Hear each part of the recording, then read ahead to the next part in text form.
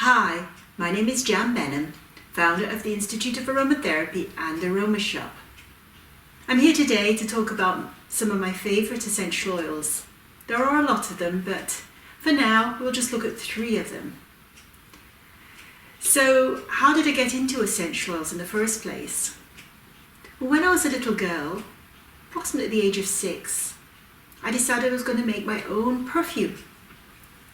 And so I went and picked all my mother's flowers, the sweet smelling ones, the exotic ones, got a load of lard from the fridge and proceeded to lay the flowers, this is what I read about at the time, which was called enfleurage. I didn't know that.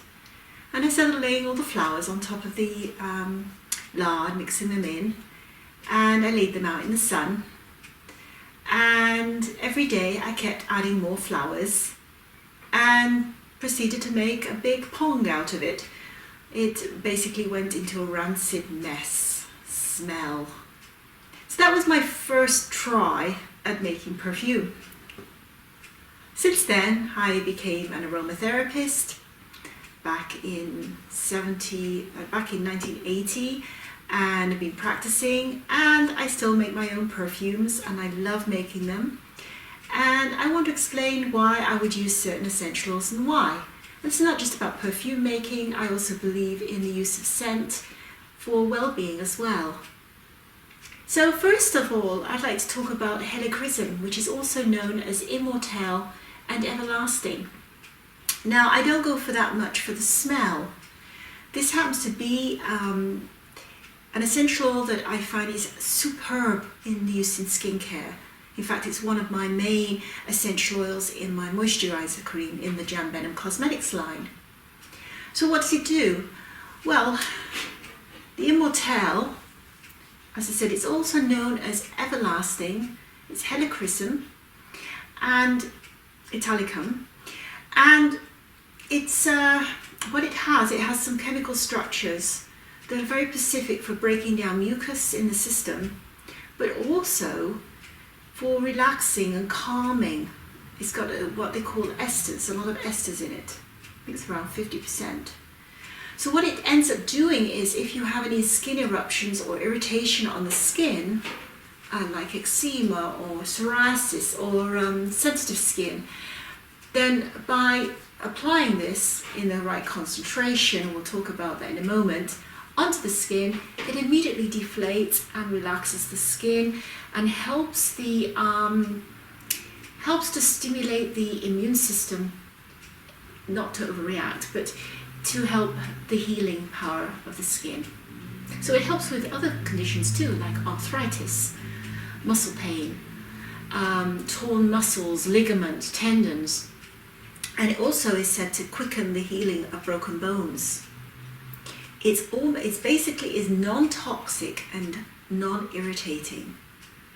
So a superb oil all round for the skin, for the respiratory system, to help against allergies, to calm everything down, and to help with anything with the bone and muscular system, and also the digestive system with colitis.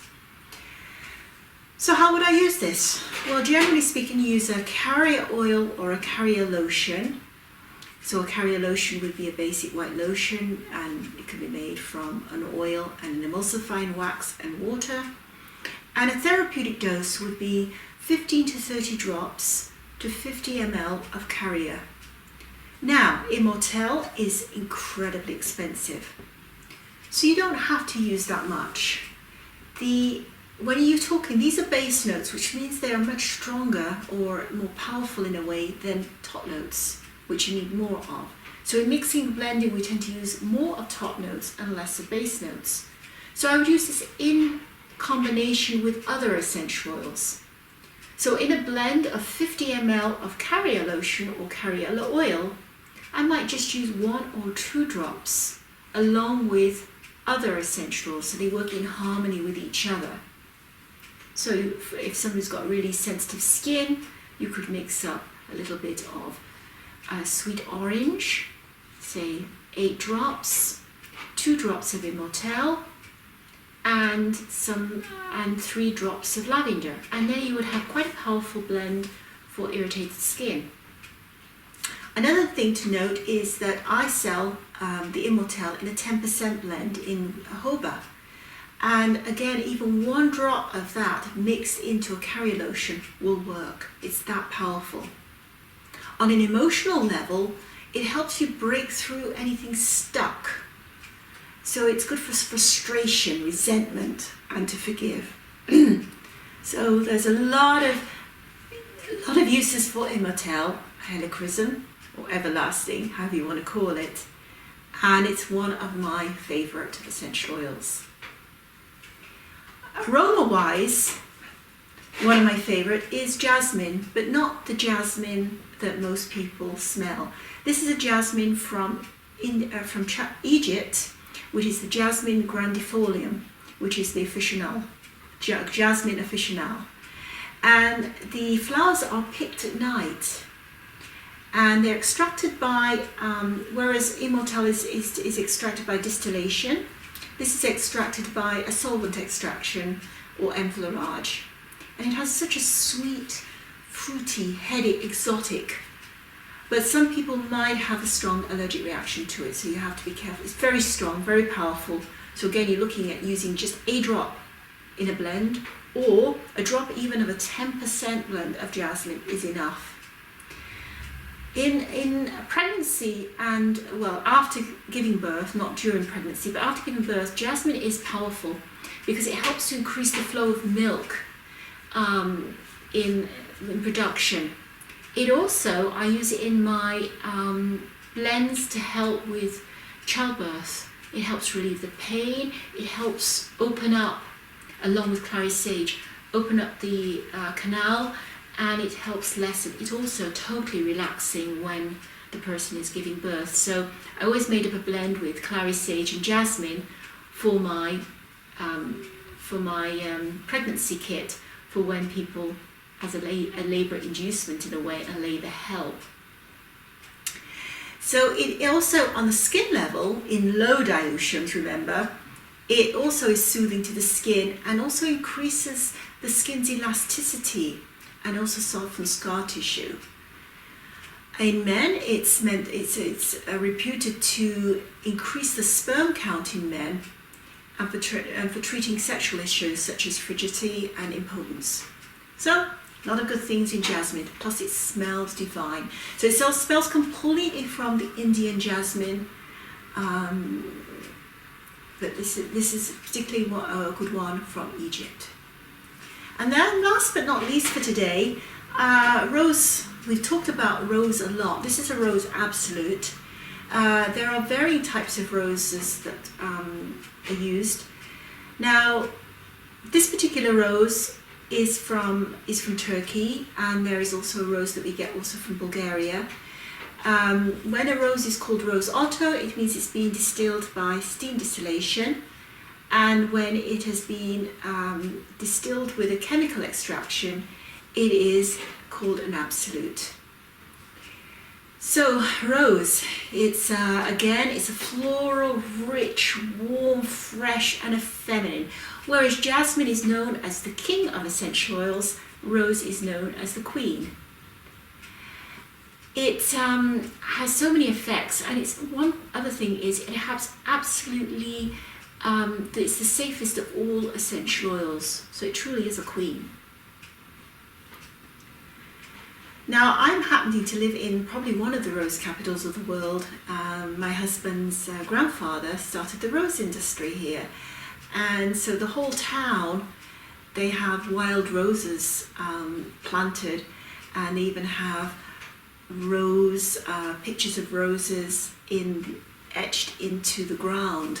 So it's quite nice that I happen to be in this area, because when the time is right and the harvesting is going on, I love to go around picking the wild roses, and the smell is awesome. And then I put it into my still, and I get so much of rose water from that. So rose is certainly one of my favorites. So what does it do? It is balancing to the hormones. It's helpful in regulating menstrual irregularities. It's great for PMS.